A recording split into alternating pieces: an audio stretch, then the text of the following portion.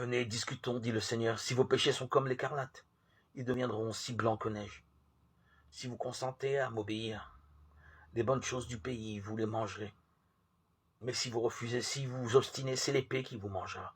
Isaïe 1, 18, 20. Venez, discutons.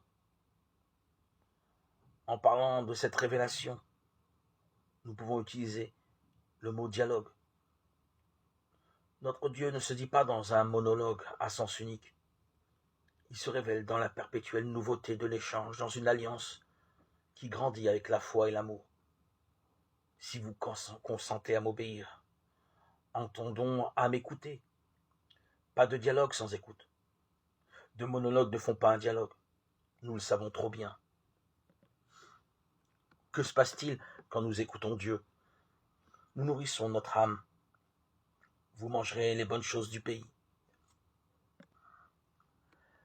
Dans le cas contraire, quand nous n'écoutons que nous-mêmes, nous devenons une proie pour l'adversaire.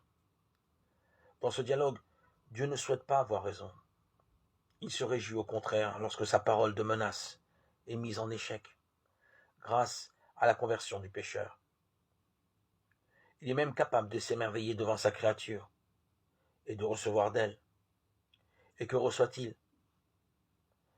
Ce qui fait déjà l'échange perpétuel au sein de la communion que nous prenons au repas de la Cène, qui est de la joie et de l'amour que nous recevons